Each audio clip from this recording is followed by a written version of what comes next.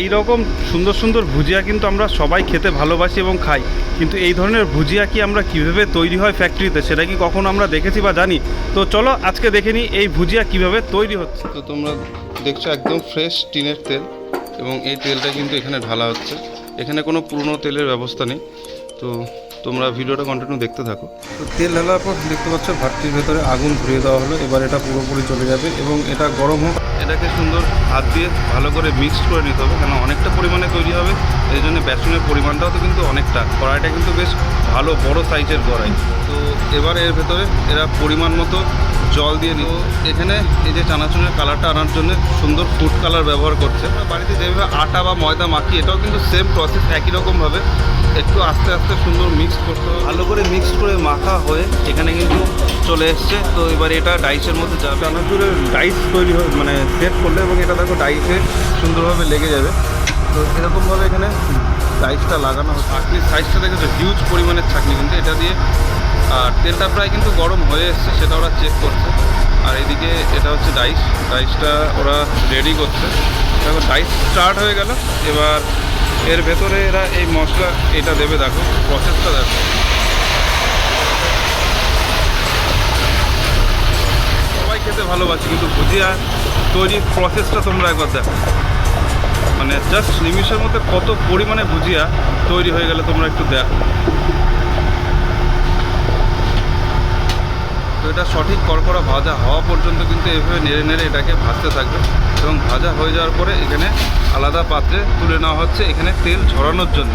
নিচে কিন্তু দেখো তেল ঝরে পড়ছে ওখানে।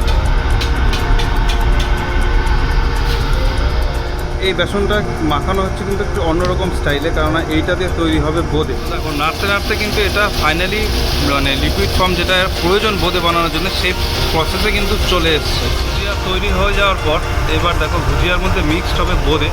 তো বোঁদেটা তৈরি হচ্ছে। বোঁদে তৈরির প্রসেসটা কিন্তু বেশ ভালো, হাতে করে বানাচ্ছে। এর যদি একটা মেশিন থাকতো তাহলে কিন্তু আরও বেশি ভালো। দেখো বোঁদে প্রায় রেডি, ভাজা হচ্ছে। ভাজা কমপ্লিট হয়ে যাওয়ার পর এগুলোকে তুলে নেবে, এবং যে ভুজিয়াটা তোমরা দেখলে ওর মধ্যে ওটা মিক্সড হবে। ভাজা হয়ে যাওয়ার পরে এরকম পাত্রে তুলে রাখা হোক। বোঁদের ভেতরে যে তেলটা থাকে সেই তেলটা কিন্তু এই ডাইয়ের ভেতরে যাবে, এবং মেশিনের মাধ্যমে তেলটাকে কিন্তু পরিষ্কার করা হবে। তো প্রসেসটা তোমরা দেখো। তো দেখো মেশিনে এরকম ঘুরে তেলটা বেরোচ্ছে। তেলটা বেরিয়ে কিন্তু এইখান থেকে পুরো তেলটা বেরিয়ে যাচ্ছে। দেখো কত পরিমাণে তেল ছিল এর ভেতরে। তো এইভাবে তেল বের করে যথেষ্ট ভালোভাবে ক্লিয়ার করে নিয়ে তারপরে কিন্তু মিক্সড করা হচ্ছে। তো দেখতে পাচ্ছ কীভাবে তেল বেরোচ্ছে। তেল বের করার পরে কিন্তু এর মধ্যে সুন্দর ঢেলে দেওয়া হচ্ছে, এবং এরপর এটাকে সুন্দরভাবে মিক্সড করা হবে। বাদাম বের করা হচ্ছে, এই বাদামগুলো ভাজা হবে এবং ওর মধ্যে মিক্সড হবে। তো চলো দেখতে থাকো ভিডিওর মধ্যে। কিন্তু বাদামগুলো দিয়ে দেওয়া হচ্ছে, এক টিন বাদাম দেওয়া হলো, এবং বাদামগুলো কড়কড়া ভাজা হওয়া পর্যন্ত কিন্তু অপেক্ষা করতে হবে। ভাজা হবে, তারপরে সমস্ত কিছু একসাথে মশলাতে মিক্সড হবে। চলো মিক্সডের প্রসেসটা দেখার জন্য ভিডিওটা কন্টিনিউ। বাদামগুলো কিন্তু একদম কড়কড়া করে ভাজা হয়ে গেছে।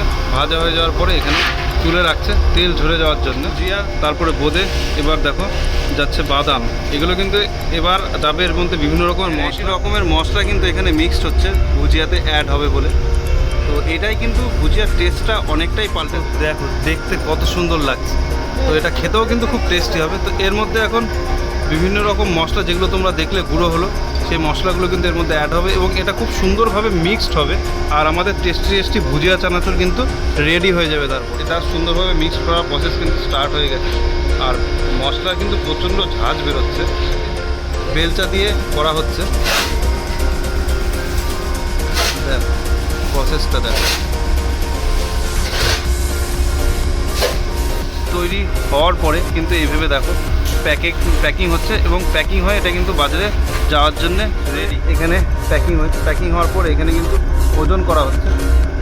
পরিমাণে ওজন করা হবে, এবং ওজন করার পরে কিন্তু ওজন করার পরে এই দেখো এখানে প্যাকিং করা হবে। এখানে মুখ সিল করা হচ্ছে। Seal complete. এবার কিন্তু মালটা বাজারে যাওয়ার জন্য রেডি।